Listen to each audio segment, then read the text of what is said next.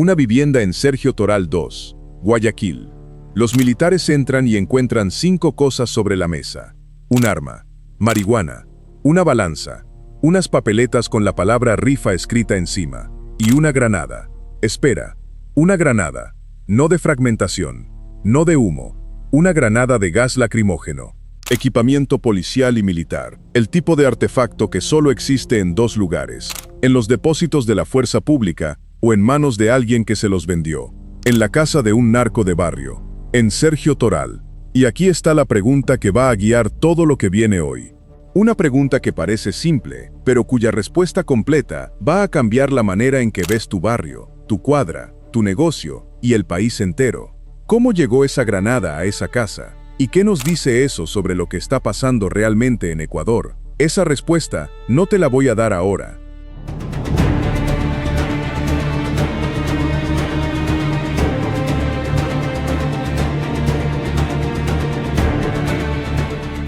Porque para entenderla completamente, primero necesitas saber quién es el Gordo Michael, qué son los fatales, quién los controla, y cuál es la cadena completa que conecta una vivienda en Sergio Toral con el cartel de Sinaloa en México. Cuando entiendas todo eso, la respuesta va a pesar el doble. Pero hay algo más que quiero que entiendas hoy.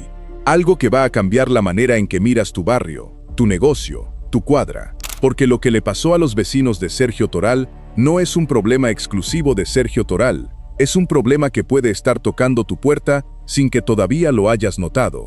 Quédate. Esto te importa más de lo que crees. Empecemos por el barrio, porque antes de hablar del Gordo Michael hay que entender el territorio que controlaba. Sergio Toral 2 no es cualquier sector de Guayaquil. Es una cooperativa en el distrito Nueva Prosperina, noroeste de la ciudad, uno de los territorios con mayor índice de violencia de toda la urbe portuaria. Un lugar donde las operaciones militares son tan frecuentes que los residentes ya casi no las sienten como novedad.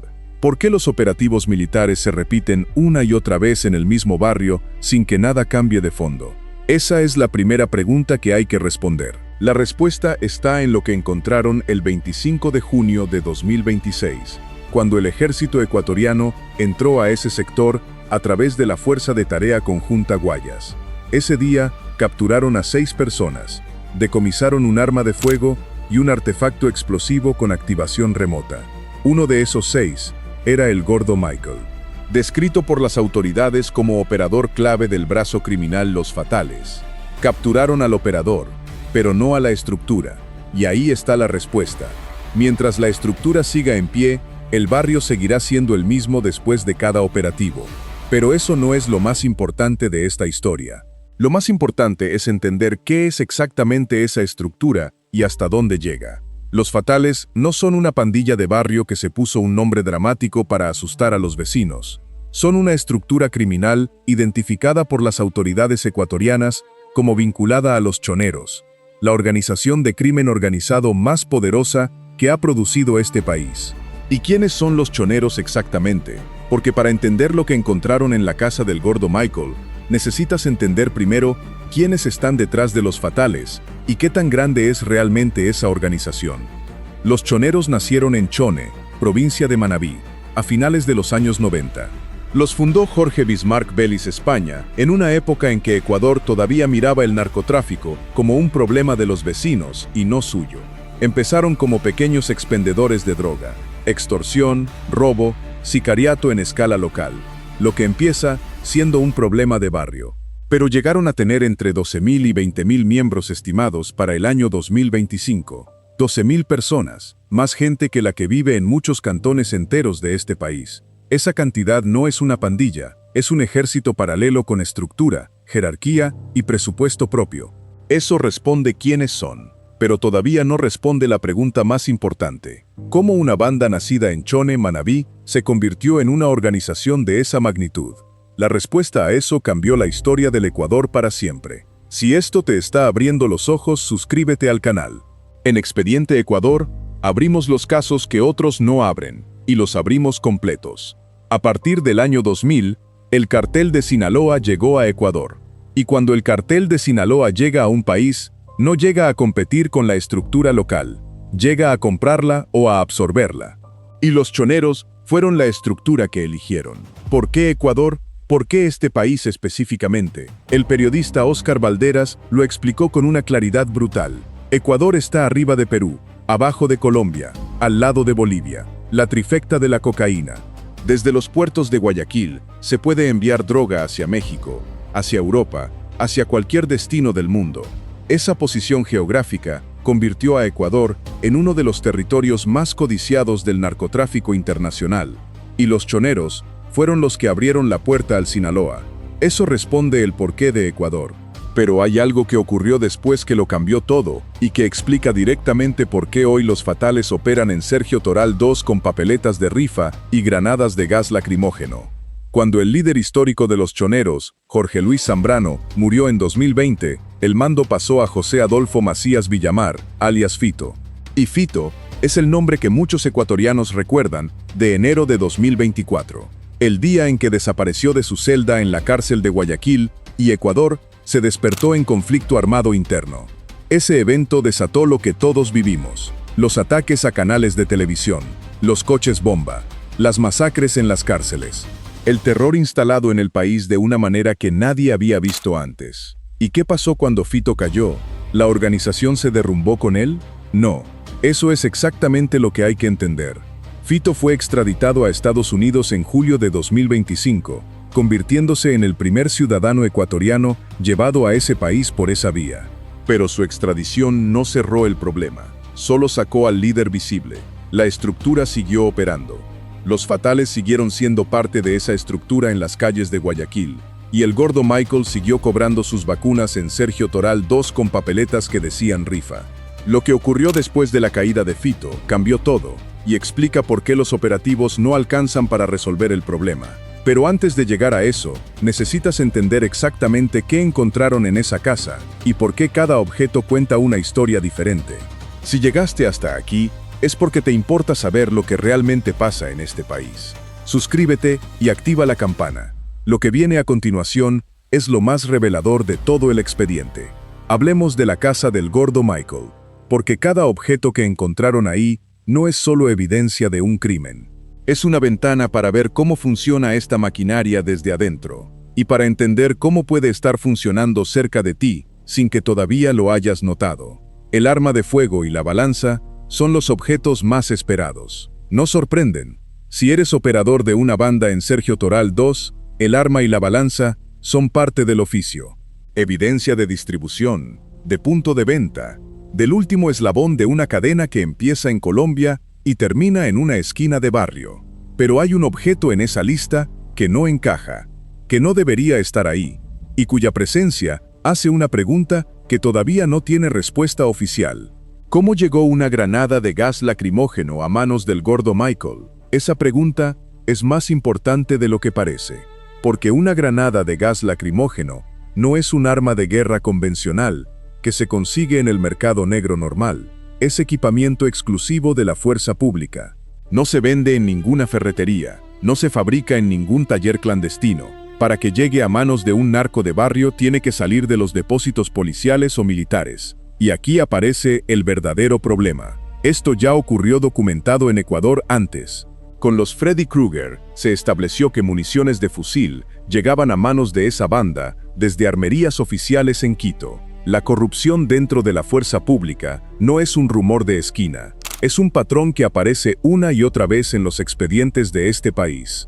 Eso responde parcialmente cómo llegó la granada a esa casa, pero no responde quién específicamente la vendió ni cuánto cobró por ella. Y esa segunda pregunta es la que el expediente todavía tiene abierta. Pero si crees que la granada es el objeto más perturbador de esa casa, espera, porque lo que viene a continuación es mucho peor, y es el objeto que más te afecta directamente como ciudadano.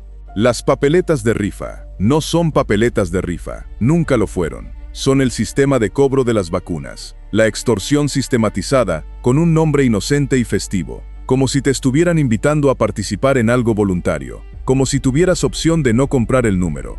¿Y por qué las papeletas son más perturbadoras que la granada? Porque la granada habla del pasado de la banda y de sus conexiones corruptas con la fuerza pública, pero las papeletas hablan del presente y del futuro de cualquier persona que viva o trabaje cerca de donde operan los fatales. Papeletas, con registro, con control de cobros, con fechas de pago y montos fijos, llevadas en la vivienda como la contabilidad de un negocio legítimo, porque en la práctica, eso es exactamente lo que son. La extorsión en Sergio Toral 2 no es un acto impulsivo de violencia, es un negocio con sistema administrativo, con seguimiento de quién pagó y quién no. Cuando el panadero de la esquina abre su local en la mañana y sabe que tiene que apartar un sobre para el cobrador, que va a llegar al mediodía, ese sobre no es una donación, es una cuota, con su número en la papeleta del gordo Michael. Ese nivel de organización no nace en un barrio solo. Los fatales no inventaron las papeletas de rifa. Las heredaron de la misma lógica que los choneros aplican a escala nacional. La diferencia entre una banda de barrio y una organización criminal de verdad no está en las armas, está en la contabilidad. Y esa contabilidad tiene una forma de llegar a barrios donde todavía no está. Una forma gradual, casi invisible, que muchos vecinos no reconocen hasta que ya es tarde. Más adelante te voy a explicar exactamente cómo funciona ese proceso para que puedas reconocerlo antes de que te alcance. Hay mucha gente en este país que vive esto todos los días y nadie lo cuenta. Nosotros sí lo contamos. Suscríbete y comparte este video. Cada persona que recibe esta información es una persona que puede protegerse mejor. Pero primero, hay algo más que ocurrió en ese mismo sector y que confirma que lo del gordo Michael no es un caso aislado, sino parte de una operación sostenida en el tiempo. En el mismo operativo del 25 de junio, apenas días antes de la captura del gordo Michael, también en Sergio Toral, los militares encontraron algo que eleva todavía más el nivel de preocupación. ¿Qué encontraron que supera en gravedad a la granada de gas lacrimógeno? Un dispositivo explosivo con activación remota. Una bomba a control remoto. En un barrio residencial de Guayaquil. Eso no es armamento de pandilla. Una bomba a control remoto requiere conocimiento de electrónica, materiales específicos e instrucción que no se da en ninguna esquina. La banda que tiene eso en su arsenal no está peleando por unas cuadras.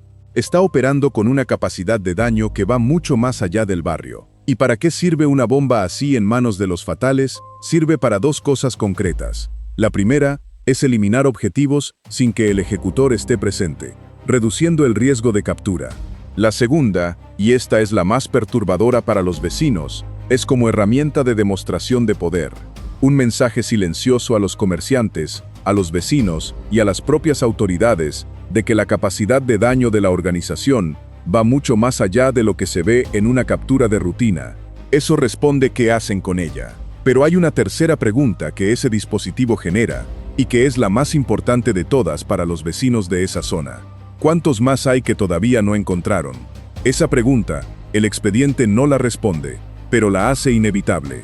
Y 4 días después, el 14 de julio de 2026, la policía capturó a 3 presuntos integrantes más de los fatales, en el Distrito Progreso de Guayaquil.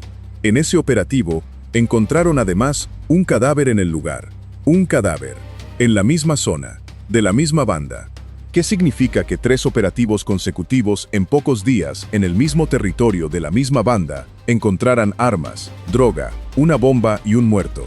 Significa una sola cosa, que la estructura tiene suficiente profundidad para absorber capturas sucesivas sin detenerse, que por cada eslabón que sacan de la cadena hay otro listo para reemplazarlo.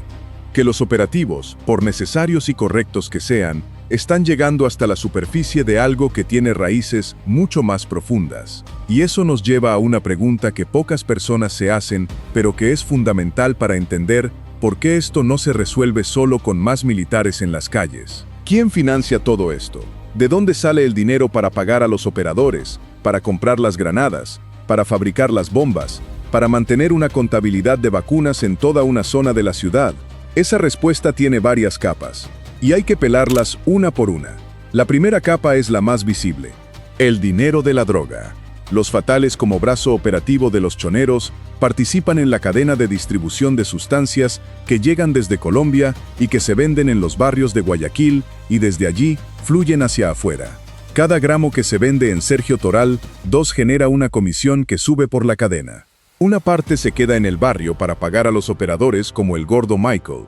El resto sube hacia los choneros y de ahí hacia las estructuras financieras del Sinaloa. Ese flujo de dinero es constante, no para cuando hay un operativo, no para cuando capturan a un líder.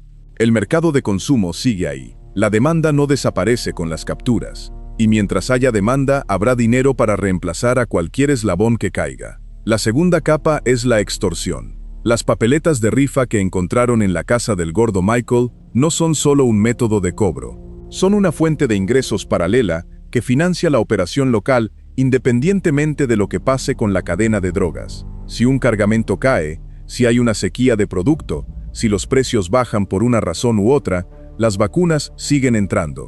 El panadero sigue pagando. El taxista sigue pagando. El mecánico sigue pagando. Porque el cobro de las vacunas no depende del mercado de drogas, depende del miedo. Y el miedo no tiene temporada baja. La tercera capa es la más oscura y la que menos se habla en los medios convencionales. Las estructuras como los fatales también generan ingresos a través de la extorsión a negocios formales más grandes, no solo a los pequeños comerciantes de barrio, también a contratistas, a empresas de transporte, a negocios medianos que operan en zonas de influencia de la banda. Esa extorsión a escala mayor no deja papeletas con el nombre rifa, deja facturas falsas, contratos de servicios inexistentes, pagos disfrazados de asesorías o seguridad privada. La contabilidad es más sofisticada, pero la lógica es exactamente la misma. ¿Y qué tiene que ver todo eso con el ciudadano común? Tiene que ver directamente, porque esos costos de extorsión que pagan los negocios medianos se trasladan al precio de los productos y servicios que compras tú todos los días. La vacuna que paga el transportista se cobra en el pasaje, la que paga el proveedor se cobra en el precio de los productos en la tienda. La violencia y la extorsión no son solo un problema de seguridad, son un impuesto invisible que todos los ecuatorianos pagamos sin que nadie nos lo explique en esos términos. En Expediente Ecuador, creemos que entender cómo funciona este sistema es el primer paso para exigir que cambie. Suscríbete para seguir recibiendo esta información. Comparte este video con alguien que necesite verlo. Pero antes de hablar del reclutamiento, hay algo que ocurrió en Ecuador en enero de 2024, que hay que entender en profundidad, porque explica directamente por qué los fatales operan hoy con la impunidad que operan. Y porque explica por qué una granada de gas lacrimógeno en una vivienda de Sergio Toral II ya no sorprende a nadie dentro del sistema judicial del país. Cuando Fito desapareció de su celda en la penitenciaría del Litoral el 9 de enero de 2024, el país no solo perdió a un preso, perdió la ilusión de que las instituciones podían contener lo que habían dejado crecer durante décadas. Ese día Ecuador entró en un estado de conflicto armado interno que el presidente Daniel Noboa declaró formalmente. Y ese estado habilitó a las Fuerzas Armadas para operar dentro del territorio nacional, con poderes que normalmente solo tienen en contextos de guerra. ¿Y qué resultado tuvo esa declaración un año y medio después? Los resultados son mixtos. Por un lado, las Fuerzas Armadas han ejecutado miles de operativos en todo el país. Han capturado a decenas de líderes y operadores de distintas bandas. Han decomisado armas, droga, explosivos y dinero, en cantidades que antes no se veían en operativos de esa escala. El gordo Michael es uno de esos resultados, uno de los cientos de operadores capturados en el marco de esa política de seguridad intensificada. Por otro lado, las estructuras criminales no se han derrumbado. Los choneros siguen operando bajo distintas denominaciones y con liderazgos renovados. Los fatales siguen activos en el noroeste de Guayaquil, como lo demuestran los 3 operativos consecutivos de junio y julio de 2026. Y el Ecuador de hoy sigue siendo uno de los países con mayor tasa de homicidios de América Latina. Una distinción que hace apenas 10 años habría parecido imposible para un país que históricamente se consideraba un oasis de paz en una región convulsa. ¿Por qué los operativos no están siendo suficientes para cambiar esa realidad de fondo? La respuesta más honesta que da este expediente es que los operativos atacan los síntomas sin tocar las causas. Y las causas están en 3 lugares que las operaciones militares no pueden alcanzar por sí solas. El primero es la demanda.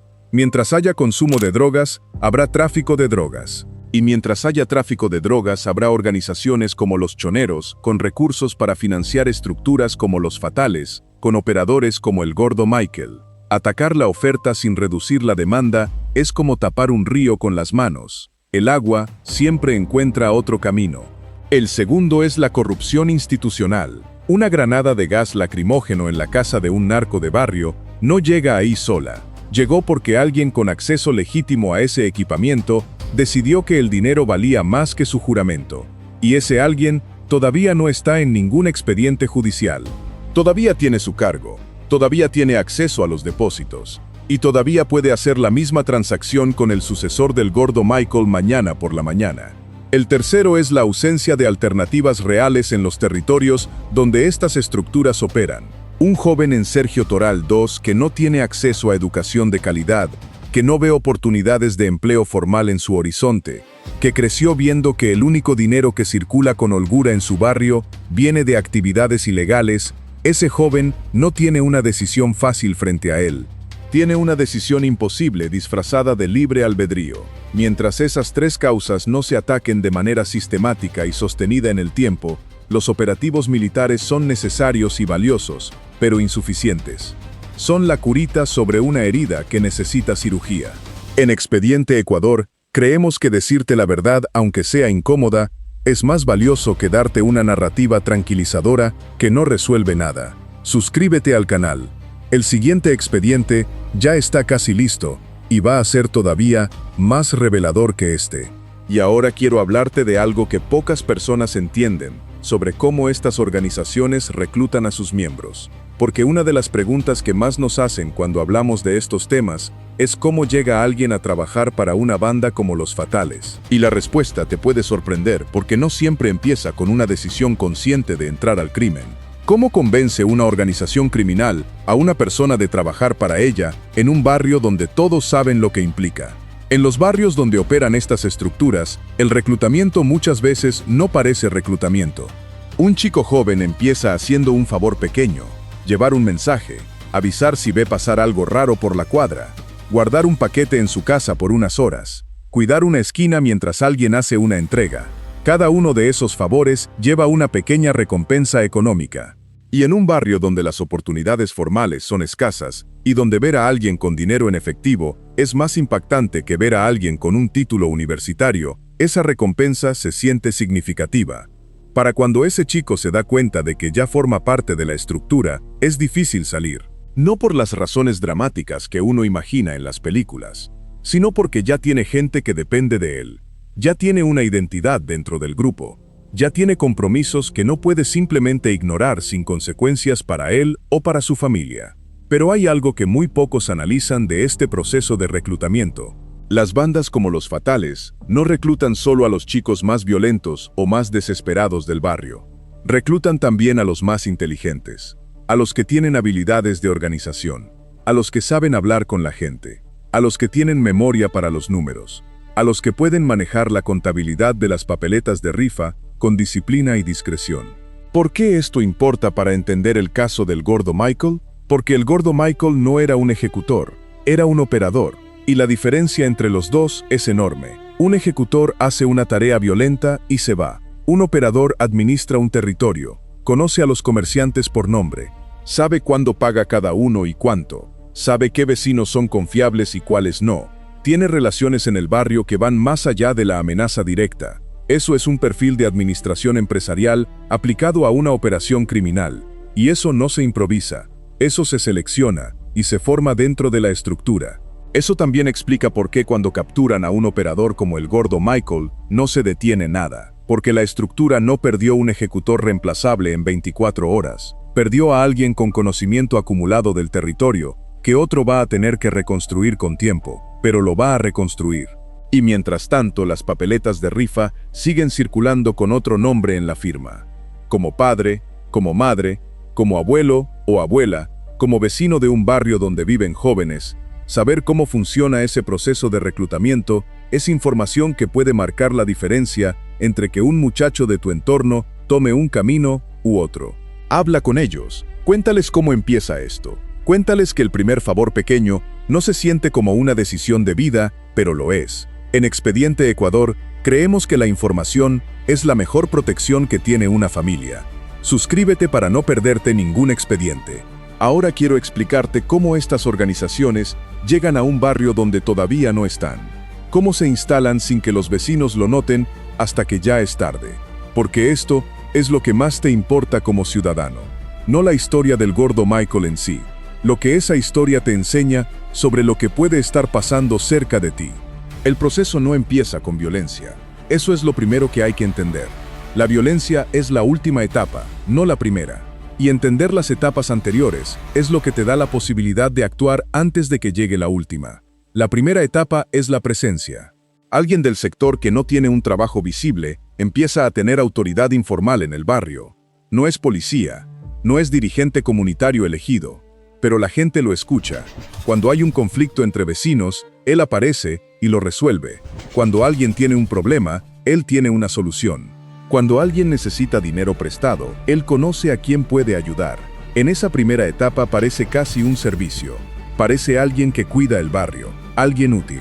¿Cómo distingues en esa primera etapa si estás ante un vecino genuinamente solidario o ante el primer movimiento de una estructura criminal? La señal más clara es la fuente del dinero.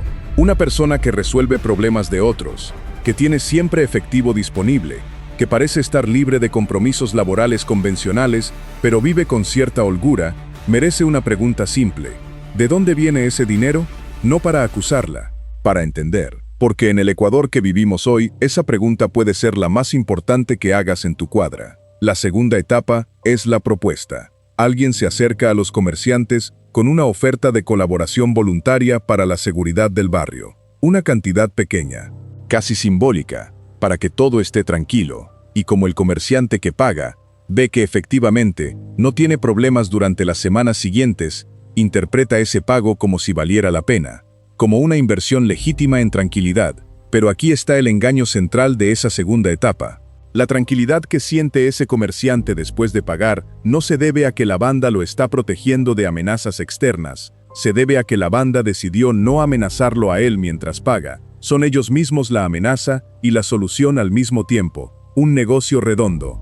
¿Y qué pasa si el comerciante decide no pagar en esa segunda etapa? Ahí es donde la historia se complica, porque en muchos casos no pasa nada inmediato. La banda no recurre a la violencia directa en esa segunda etapa, porque no necesita hacerlo. Tiene herramientas más sutiles, ruidos en la noche frente al negocio, un vidrio roto sin explicación aparente, un proveedor que de repente tiene dificultades para entregar en esa dirección, pequeños inconvenientes que no parecen amenazas directas, pero que se acumulan hasta que el comerciante decide que pagar es más barato que seguir resistiendo. La tercera etapa es la formalización. La propuesta deja de ser voluntaria, la cantidad deja de ser pequeña, y aparecen las papeletas. Con un número, con una fecha de pago, con el nombre rifa escrito encima para que no parezca lo que es. Para cuando llega la tercera etapa, el comerciante ya está dentro del sistema. Ya tiene un número en la contabilidad del gordo Michael o del que venga después del gordo Michael. Y salir de ese sistema tiene costos que muchos no están dispuestos a asumir. No por cobardía, sino porque los riesgos son reales y el Estado no siempre puede garantizar protección efectiva a quien decide denunciar. Eso es lo que las papeletas de rifa de la casa del gordo Michael representan. No son solo evidencia de crímenes pasados, son el mapa de un sistema que funciona en escala y que se replica en territorio tras territorio, mientras las fuerzas del orden capturan operadores individuales. Si eres padre, madre, abuelo o vecino de un barrio en cualquier ciudad de Ecuador, reconocer estas tres etapas antes de que llegue la tercera es la diferencia entre tener opciones y no tenerlas. Pero hay otra cara de esta historia que muy pocas veces se analiza en los medios ecuatorianos. La cara de los vecinos que no son parte de la banda, los que viven en Sergio Toral 2 sin ninguna vinculación con los fatales, los que abren su negocio cada mañana, llevan a sus hijos al colegio, pagan sus impuestos y cumplen con sus obligaciones. ¿Qué viven ellos? ¿Qué sienten cuando ven un operativo militar en su cuadra por tercera vez en el mismo mes? ¿Cómo afecta la presencia de una banda criminal a la vida de los vecinos honestos de ese barrio? La respuesta tiene dimensiones que van mucho más allá de la inseguridad física. La primera es económica. Un barrio con alta presencia del crimen organizado pierde valor. Los negocios formales no quieren establecerse ahí. Los proveedores cobran más caro por entregar en zonas consideradas de riesgo o directamente se niegan. Las empresas de transporte ajustan sus rutas o sus tarifas. El banco más cercano queda a varias cuadras porque ninguna institución financiera quiere una sucursal en un territorio controlado por una banda. Y todo eso encarece la vida de los vecinos honestos, que no tienen opciones de moverse a otro barrio, porque tampoco tienen los recursos para hacerlo. La segunda dimensión es social. Los jóvenes que crecen en esos barrios viven con el estigma de su dirección. Cuando ponen Sergio Toral 2 en su currículum, hay empleadores que ya tienen una imagen formada antes de leer el resto. Eso no es justo, no es correcto, pero es real. Y es una consecuencia directa de que la presencia del crimen organizado en un territorio contamina la reputación de todos los que viven ahí, incluyendo a los que nunca tuvieron nada que ver con ninguna actividad ilícita. La tercera dimensión es psicológica. Vivir en un barrio donde hay operativos militares regulares, donde de vez en cuando se escuchan disparos, donde hay días que los niños no van a la escuela porque algo está pasando en la cuadra de al lado, genera un nivel de estrés crónico que los estudios de salud pública asocian con problemas de salud mental, bajo rendimiento escolar y dificultades para mantener empleo estable. El costo humano de la violencia en esos barrios no se mide solo en homicidios, se mide también en salud mental deteriorada, en niños que crecen con hipervigilancia, en adultos que no pueden dormir con tranquilidad. Y todo eso le ocurre a gente que no eligió estar en medio de este conflicto, que solo eligió vivir donde sus posibilidades económicas les permitían vivir, y que merecen una respuesta del Estado que vaya más allá de los operativos militares y que incluya servicios de salud mental, apoyo económico a los negocios formales y programas de desarrollo que den alternativas reales a las familias que quieren salir de esa dinámica. Eso también es parte de este expediente. Y también es parte de lo que en Expediente Ecuador queremos que se entienda. No solo el crimen, también el costo humano del crimen para los que no tienen nada que ver con él. Si crees que estas historias merecen contarse completas, suscríbete, activa la campana y comparte con alguien que necesite entender lo que está pasando en los barrios de Ecuador que los noticieros muestran solo en titulares de 2 minutos. Y ahora necesito hablarte de algo que los medios convencionales no explican con suficiente claridad. El impacto que todo esto tiene en la vida diaria de una persona que vive en un barrio donde operan estas estructuras, no en términos abstractos de estadísticas de violencia, en términos concretos del día a día. Imagina que tienes una tienda de abarrotes en un barrio de Guayaquil. Llevas 15 años ahí, conoces a todos los vecinos. Tus hijos crecieron en ese local. Has pagado impuestos, has cumplido con los proveedores, has construido algo que es tuyo con años de trabajo. Un día aparece alguien que conoces de vista. No es un desconocido, es alguien que vive a 2 cuadras, y te hace una propuesta, que si colaboras con una pequeña cantidad mensual, todo va a seguir tranquilo. Que él puede asegurarte que nadie va a tener problemas contigo. ¿Qué haces en ese momento? La respuesta honesta es que no hay una respuesta fácil, porque esa persona conoce tu negocio, sabe a qué hora llegas y a qué hora te vas, sabe que tienes hijos que van a la escuela del barrio. No te lo dijo con palabras, pero tú lo sabes. Y él sabe que tú lo sabes. Si denuncias, ¿qué pasa? En el mejor de los casos, la policía detiene a esa persona, y 2 semanas después, alguien diferente vuelve a tu puerta con la misma propuesta. En el peor de los casos, tu nombre aparece en algún lugar donde no debería aparecer, y las consecuencias son más graves. Si pagas, ¿qué pasa? La primera cuota es pequeña, la segunda también, pero la tercera sube, y la cuarta, porque el sistema de las vacunas no está diseñado para cobrar una cantidad fija para siempre, está diseñado para crecer, para ver hasta dónde puede llegar antes de que el comerciante decida que ya no puede más. Esa encrucijada es la que viven miles de ecuatorianos en silencio, sin que aparezca en las noticias, sin que nadie les ofrezca una salida concreta, y sin que el Estado tenga todavía una respuesta sistemática que les proteja efectivamente cuando deciden hacer lo correcto. Contarlo es lo mínimo que podemos hacer desde aquí. Suscríbete a Expediente Ecuador. Comparte este video con alguien que tenga un negocio en un barrio complicado, porque la información que hoy te parece lejana puede ser la información que mañana necesites. Hay otro ángulo de esta historia que hay que analizar y que casi nunca aparece en la cobertura de seguridad de los medios ecuatorianos. El papel de la economía informal en la expansión de estructuras como los fatales. ¿Por qué las bandas criminales prosperan más en barrios con alta informalidad económica? La respuesta tiene que ver con algo muy simple: la invisibilidad del dinero en efectivo. En un barrio donde la mayoría de las transacciones se hacen en efectivo, y donde no hay registros contables formales, el dinero del narcotráfico y de las vacunas se mezcla con el dinero legítimo de manera casi indistinguible.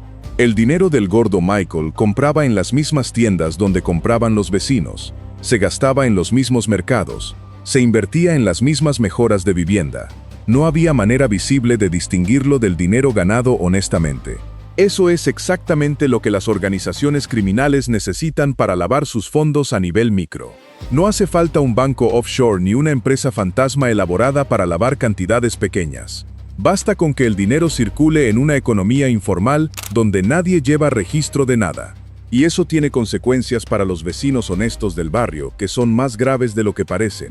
Cuando la economía de un barrio está parcialmente financiada con dinero criminal, los precios de los bienes locales suben artificialmente porque hay compradores con dinero fácil que inflan la demanda.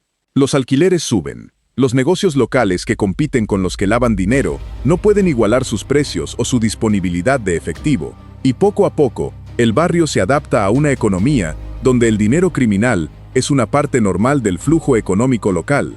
Eso no es un proceso que ocurra de un día para otro. Es gradual, como todo lo que hacen estas estructuras. Pero cuando ya está instalado, es muy difícil de revertir sin afectar a todos los que participan en esa economía, incluyendo a los que nunca tuvieron nada que ver con el crimen. Y hay una dimensión más que hay que nombrar antes de llegar al cierre de este expediente: la dimensión política. ¿Pueden estructuras como los fatales y los choneros tener influencia política más allá de la corrupción individual de un policía o un militar que vende una granada? La respuesta documentada por los propios expedientes judiciales en Ecuador es que sí, y que esa influencia no siempre toma la forma obvia de un político que recibe dinero en un maletín. A veces, toma formas mucho más sutiles, y por eso mismo, mucho más difíciles de perseguir. El control territorial que ejercen estas estructuras en barrios como Sergio Toral II incluye una capacidad de movilización que los partidos políticos conocen muy bien. En un barrio donde la banda tiene presencia establecida y donde los vecinos saben que la banda sabe quién vota por quién, la influencia electoral de esa estructura puede ser significativa. No porque la banda diga explícitamente a quién votar, sino porque la gente del barrio entiende implícitamente que ciertas decisiones tienen consecuencias y otras no. Eso no significa que todos los políticos que ganan en esas zonas están vinculados al crimen organizado. Significa que el crimen organizado ha aprendido a operar en los espacios donde el Estado es débil, incluyendo el espacio de la representación democrática. ¿Y qué tiene que ver eso con el ciudadano que vive en esos barrios? Tiene que ver con algo muy concreto, con la calidad de los servicios públicos que recibe. Porque cuando la representación política de una zona está condicionada por la presencia del crimen organizado, los recursos públicos que llegan a esa zona tienden a ser canalizados de manera que refuerzan las redes de poder existentes, en lugar de fortalecer la autonomía de los ciudadanos. El parque que se construye, la obra que se inaugura, el programa social que se implementa, todo pasa por filtros que no son siempre los que debería haber. Eso es lo que hay detrás de barrios como Sergio Toral II, que llevan décadas en situación de vulnerabilidad sin que ningún proyecto de mejora real haya logrado cambiar la dinámica de fondo. No es abandono simple. Es un equilibrio perverso donde la debilidad del barrio sirve a los intereses de la estructura criminal y la estructura criminal tiene suficiente influencia para mantener esa debilidad. Hay mucha gente en ese barrio y en barrios similares de todo Ecuador que merece una explicación honesta de por qué su situación no mejora. Nosotros creemos que parte de esa explicación está en lo que acabamos de describir. Suscríbete a Expediente Ecuador. El siguiente expediente va a profundizar en exactamente este tema. Antes de hablar del futuro de los fatales, después de la captura del gordo Michael, quiero detenerme en algo que ocurrió en los días posteriores al operativo y que los medios convencionales apenas mencionaron. El impacto inmediato en los vecinos de Sergio Toral II. ¿Qué pasa en un barrio en las horas y los días después de un operativo militar de esa escala? Lo primero que ocurre es el silencio. Un silencio que no es tranquilidad, es miedo. Es gente que se queda en sus casas, que cierra sus negocios antes de hora, que no sale a la esquina aunque tenga que hacer una compra urgente. Porque en un barrio como Sergio Toral II, todo el mundo sabe que cuando los militares entran con esa intensidad, lo que viene después en las horas siguientes puede ser impredecible. No por parte del Estado, por parte de los que quedaron libres dentro de la estructura. El segundo efecto inmediato es la evaluación. Los que quedaron dentro de la banda hacen su propio análisis de lo que ocurrió. ¿Hubo una denuncia? ¿Alguien habló? ¿Fue inteligencia acumulada? ¿O alguien del barrio abrió la boca? Esa evaluación determina quiénes están seguros en las horas posteriores y quiénes no. Y en un barrio donde todos se conocen, esa evaluación puede tener consecuencias graves para personas que no tienen nada que ver con nada. El tercer efecto es la reorganización inmediata de la operación de cobro. Las vacunas no se detienen por un operativo. En todo caso, se suspenden por unos días mientras se evalúa la situación. Pero la deuda sigue acumulándose. Y cuando el nuevo operador llega a cobrar el monto, es el mismo de antes, más los días de gracia, que la banda decidió concederle al territorio durante la disruption. Eso es lo que viven los vecinos honestos de Sergio Toral II en los días después de un operativo que los medios cubren como un logro de seguridad. Lo que los titulares llaman un golpe al crimen organizado para ellos es una semana de más tensión, más incertidumbre y más costos implícitos que nadie suma en ningún balance oficial. ¿Y quién se ocupa de esos vecinos en ese periodo de mayor vulnerabilidad postoperativo? La respuesta honesta es que nadie de manera sistemática. El Estado entra con militares, hace las capturas, se va. No hay un protocolo establecido de acompañamiento psicosocial y económico para los vecinos de las zonas intervenidas durante los días posteriores a un operativo. No hay una línea directa de asistencia para el comerciante que tiene miedo de abrir su negocio al día siguiente. No hay un programa de apoyo para la familia que vive en el mismo bloque donde detuvieron al gordo Michael y que ahora teme represalias. Ese vacío postoperativo es exactamente donde las bandas recuperan su autoridad territorial más rápido. Porque en ese vacío son ellos los que aparecen primero. Los que dicen que la situación está controlada. Los que garantizan que no va a pasar nada. Los que en definitiva ejercen la función de seguridad informal que el Estado no está cubriendo en ese momento crítico. No hay un canal que te cuente esto. Nosotros sí. Suscríbete a Expediente Ecuador para recibir el análisis completo de cada caso, porque los detalles que no aparecen en los titulares son muchas veces los más importantes. Hay algo más que este expediente deja sobre la mesa y que es fundamental para entender el futuro cercano de la seguridad en Ecuador. Lo que va a pasar con los fatales ahora que el gordo Michael está detenido. ¿Qué ocurre dentro de una estructura criminal cuando uno de sus operadores clave cae? La respuesta documentada por los analistas de seguridad que estudian estas organizaciones es que el proceso de reemplazo ya estaba previsto antes de que ocurriera la captura. Las organizaciones criminales maduras y los choneros son una organización criminal madura con más de 2 décadas de existencia. No dependen de individuos irreemplazables en los niveles operativos. Tienen estructuras de sucesión que funcionan casi automáticamente. Eso significa que en los días siguientes a la captura del gordo Michael, alguien dentro de los fatales recibió la instrucción de asumir el territorio de Sergio Toral II, con los mismos comerciantes, con los mismos registros de vacunas, con las mismas rutas de distribución, y con la instrucción explícita de mantener el perfil bajo mientras el calor del operativo se enfría. Ese proceso de enfriamiento dura típicamente entre 2 y 6 semanas, dependiendo de la intensidad del operativo y de cuántos eslabones cayeron simultáneamente. En el caso del gordo Michael, el operativo capturó a uno de los 6 detenidos ese día, que era el más conocido. Pero los otros 5 también tenían roles dentro de la estructura, y el reemplazo de todos ellos al mismo tiempo es más difícil que el de uno solo. ¿Eso significa que el operativo fue más efectivo de lo que parece? Parcialmente. Un operativo que saca a 6 personas de una estructura al mismo tiempo genera más disruption que uno que saca solo a una. Pero disruption no es desarticulación.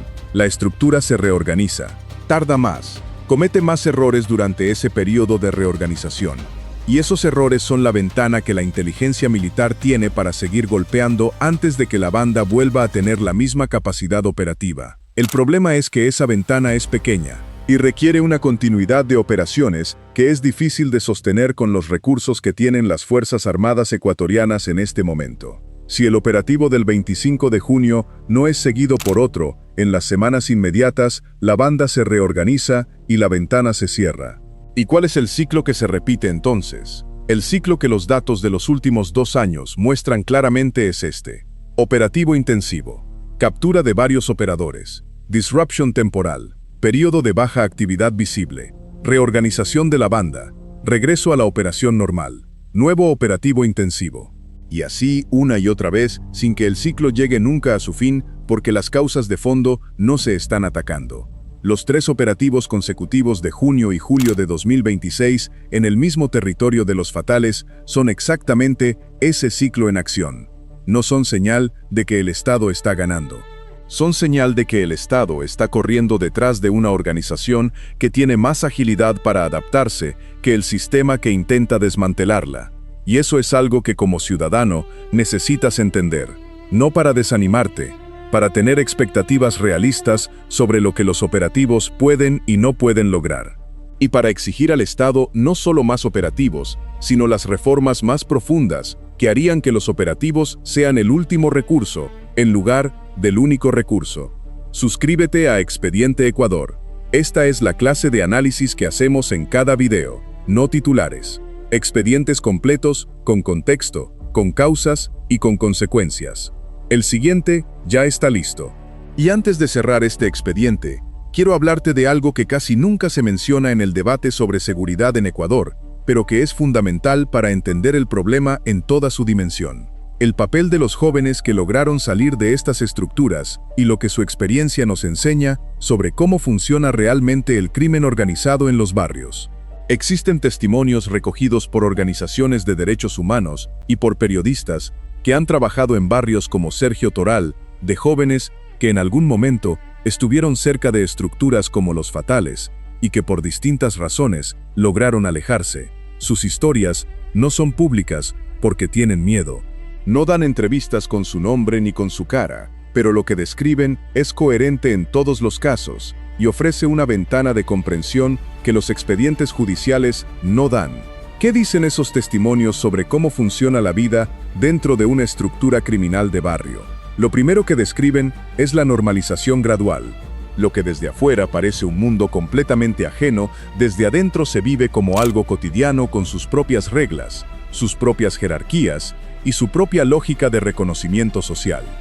El joven que empieza haciendo favores pequeños no siente que está cruzando una línea porque la línea se mueve con él.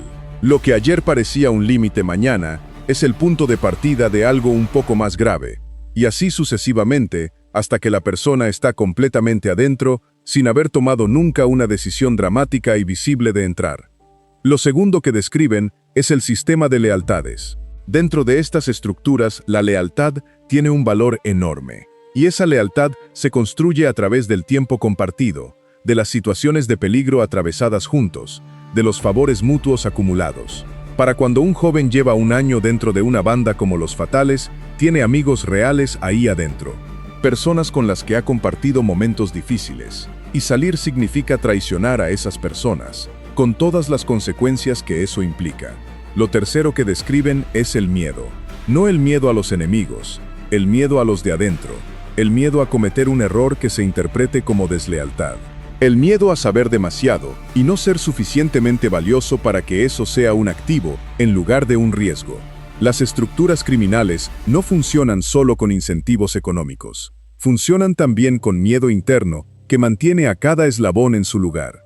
¿Y qué hace posible que alguien salga de esa situación? Los testimonios coinciden en 3 factores. Una persona externa de confianza que ofrece una alternativa concreta y no solo un consejo moral. Una oportunidad económica real que compita con lo que la banda ofrece. Y un momento de ruptura, a veces un evento violento cercano, a veces una detención, a veces el nacimiento de un hijo, que hace que el costo de seguir adentro supere al costo de intentar salir. El Estado ecuatoriano no tiene un programa sistemático que combine esos 3 factores para jóvenes que están en la periferia de estas estructuras y que podrían salir si tuvieran un empuje real. Lo que existe son iniciativas dispersas, insuficientemente financiadas y que llegan a una fracción de los jóvenes que podrían beneficiarse. Esa es otra pieza del problema que este expediente pone sobre la mesa, y que los operativos militares, por necesarios que sean, no pueden resolver solos. Si crees que entender el problema en toda su profundidad es importante, suscríbete al canal, porque cada expediente que abrimos añade una pieza más a este rompecabezas. Y el rompecabezas completo es lo que necesitas para entender de verdad lo que está pasando en Ecuador. Y hay una última cosa que quiero decirte antes de cerrar este expediente. Una cosa que tiene que ver con tu rol como ciudadano en todo esto. Ecuador tiene un problema de seguridad gravísimo que está documentado, que tiene causas identificables y que tiene soluciones conocidas aunque difíciles de implementar. Pero hay algo que ocurre con frecuencia en el debate público sobre este problema que lo hace más difícil de resolver. La narrativa de la inevitabilidad. ¿Qué es la narrativa de la inevitabilidad? Es la idea de que esto ya no tiene remedio, que Ecuador llegó a un punto sin retorno, que los carteles ya ganaron, que la corrupción ya está demasiado arraigada, que no hay nada que hacer más que sobrevivir. Esa narrativa es exactamente lo que las organizaciones criminales necesitan para operar sin resistencia. Un ciudadano que cree que no hay nada que hacer es un ciudadano que no denuncia, que no se organiza, que no exige, que no vota pensando en la seguridad como criterio principal. Es el ciudadano ideal para una banda criminal que quiere operar sin interferencia. ¿Y cómo se combate esa narrativa? Con información, con la historia completa de lo que está pasando y de cómo funciona, con los datos de países que han tenido problemas similares y han logrado revertirlos con políticas sostenidas en el tiempo, con la comprensión de que el problema es complejo pero no irreversible. Colombia tuvo en los años 90 un nivel de violencia y de penetración del narcotráfico en sus instituciones que hacía que Ecuador hoy parezca manejable en comparación. Y sin embargo, Colombia logró reducir sus tasas de homicidio de manera significativa a través de una combinación de seguridad, justicia y desarrollo social que tomó más de una década, pero que produjo resultados reales. Eso no significa que Ecuador debe copiar el modelo colombiano exactamente. Cada país tiene sus particularidades, pero sí significa que el problema no es inevitable, que tiene solución, y que esa solución requiere tiempo, continuidad de políticas y voluntad política real. Tres cosas que en Ecuador han sido históricamente escasas cuando se trata de seguridad. Lo que sí puede hacer un ciudadano común en este momento es elegir con información, votar sabiendo qué proponen los candidatos en materia de seguridad más allá de las frases generales, exigir rendición de cuentas sobre los resultados de los operativos, no solo en términos de detenidos, sino en términos de impacto real sobre los territorios, y apoyar los espacios que producen esa información y la hacen accesible a todo el que quiera escucharla. Eso es lo que Expediente Ecuador intenta ser, un espacio donde la información sobre la realidad criminal de Ecuador llega completa, verificada y explicada de manera que cualquier persona pueda entenderla y usarla. Si compartiste este video con alguien, gracias. Si todavía no lo has hecho, hazlo ahora. No por nosotros, por esa persona que necesita esta información y que quizás no sabe todavía que la necesita. Y ahora sí, la respuesta a la pregunta principal que abrimos al inicio de este video. ¿Cómo llegó esa granada de gas lacrimógeno a la casa del gordo Michael? ¿Y qué nos dice eso sobre lo que está pasando realmente en Ecuador? La respuesta tiene tres partes, y ninguna de ellas es cómoda de escuchar. La primera parte es la más directa. Esa granada salió de los depósitos de la Fuerza Pública Ecuatoriana. No hay otra explicación posible para la presencia de equipamiento policial en manos de un narco de barrio. Y la manera más probable de que saliera es a través de un funcionario corrupto que la vendió a cambio de dinero. Eso no es especulación. Es el mismo patrón documentado con los Freddy Krueger y con otras bandas en años anteriores en Ecuador. La corrupción dentro de las instituciones de seguridad del Estado es una realidad que los propios expedientes confirman una y otra vez. La segunda parte es la que más incomoda. Si los fatales tienen acceso a equipamiento policial a través de funcionarios corruptos, eso significa que una parte de la fuerza pública que debería protegerte está al mismo tiempo armando a quienes te amenazan. No toda, no la mayoría, pero una parte. Y mientras esa parte exista, cada operativo que destruya un eslabón de la cadena puede estar siendo compensado por otro funcionario corrupto que repone el arsenal de la banda. ¿Qué tan grande es esa parte corrupta dentro de las instituciones? No hay un número oficial confiable. Lo que sí hay son expedientes, casos documentados, patrones repetidos. La granada de la casa del gordo Michael no es el primer caso, ni va a ser el último. Es un punto en una línea que lleva años trazándose en los expedientes del sistema judicial ecuatoriano y que hasta ahora no ha tenido una respuesta sistémica a la altura del problema. La tercera parte es la más importante para entender el país completo. El gordo Michael no es el problema. Los fatales no son el problema. Los choneros no son el problema. Son los síntomas. El problema es que Ecuador se convirtió en el nodo logístico más importante del narcotráfico en Sudamérica, gracias a su posición geográfica y a que las instituciones que debían protegerlo fueron permeadas por el dinero del cartel de Sinaloa durante décadas. Eso no se resuelve con un operativo en Sergio Toral. Eso no se resuelve con la extradición de Fito. Eso se resuelve con algo mucho más profundo que todavía no ha empezado de manera efectiva. Se resuelve con reforma institucional real, con salarios dignos para los funcionarios de seguridad que impidan que una oferta de dinero rápido sea más atractiva que la lealtad a su cargo.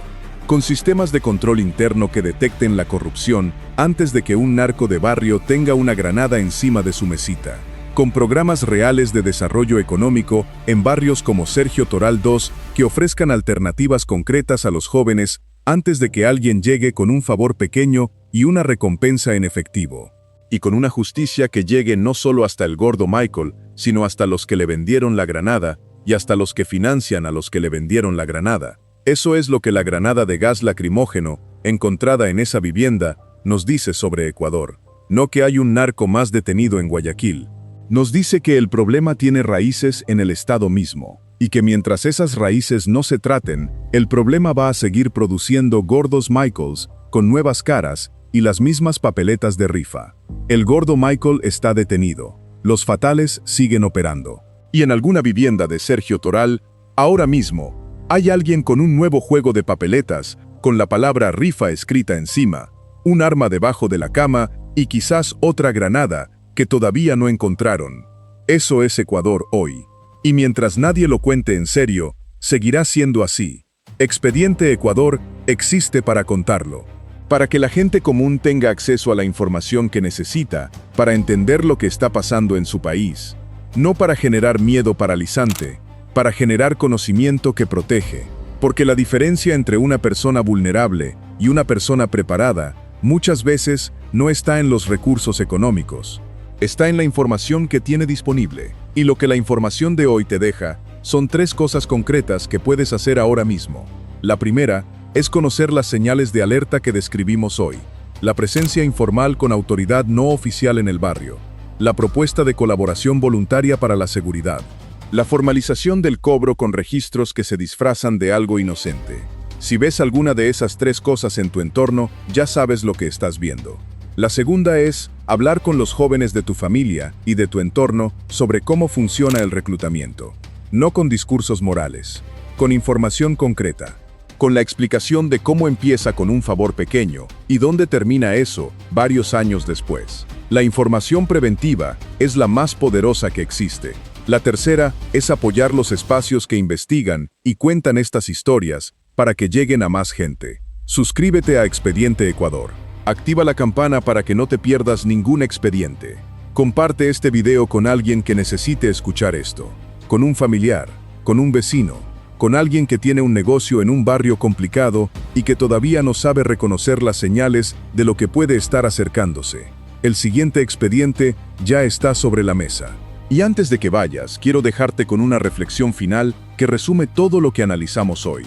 Una reflexión que no es pesimista, aunque suene dura, que es honesta, y que si la procesas bien, te va a dar más claridad sobre Ecuador que cualquier titular de noticiero. Ecuador no está perdido, pero está en un momento decisivo.